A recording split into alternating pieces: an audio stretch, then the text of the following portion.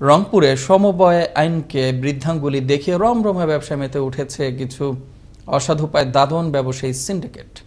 কিস্তি নেয়ার সাপ্তাহিক বা মাসিক নিয়ম থাকলেও তা আদায় করা হচ্ছে প্রতিদিনই। এদিকে এমন অভিযোগ পেলেই ব্যবস্থা গ্রহণের আশ্বাস সমবায় কর্তৃপক্ষের। রংপুর থেকে মাহফুজ আলম প্রিন্সের প্রতিবেদনে থাকছে বিস্তারিত, জানাচ্ছেন আবরার আহমেদ মাহি। রংপুরে গড়ে উঠেছে নামে বেনামে যত্রতত্র সমবায় সমিতির নামে উচ্চ সুদে ঋণ দেওয়ার অনেক প্রতিষ্ঠান। সমবায়ের তালিকাভুক্ত হলেও নেই হালনাগাদের কোনো কাগজপত্র, থাকলেও নিয়ম মানছেন না অনেকেই। একই চিত্র বদরগঞ্জের বিভিন্ন এলাকায়।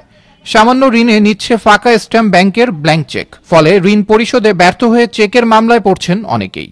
জীবন বাঁচার তাগিদে দিচ্ছেন লাখ লাখ টাকা, হচ্ছেন নিঃস্ব, বলছেন কয়েকজন ভুক্তভোগী। আপনি 20,000 টাকা যদি নিতে চান চেক লাগবে আপনার, মানে প্রতিদিন কিস্তি।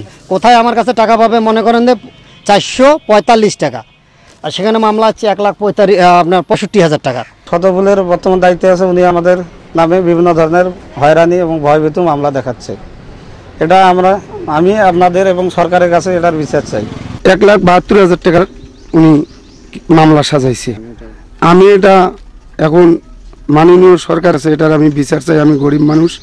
কোনোভাবেই ঋণ নেওয়া অর্থ পরিশোধে ব্যর্থ হলে চলে নানা মানসিক নির্যাতন, নিয়ে যায় গরু, ছাগল, এমনকি ঘরের আসবাবপত্র, বলছেন ভুক্তভোগী কয়েকজন।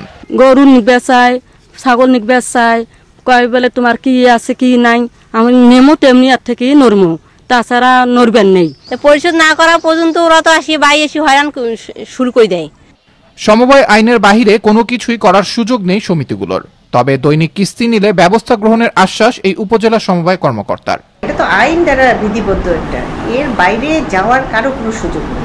দৈনিক কিস্তি নেওয়ার আসলে তো এরকম নাই, আর মাসিক দ্বারা একটা কিস্তি দেবে।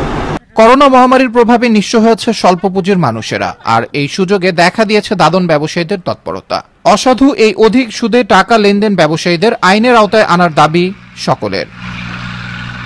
আবরার আহমেদ মাহি, আনন্দ টিভি, ন্যাশনাল ডেস্ক।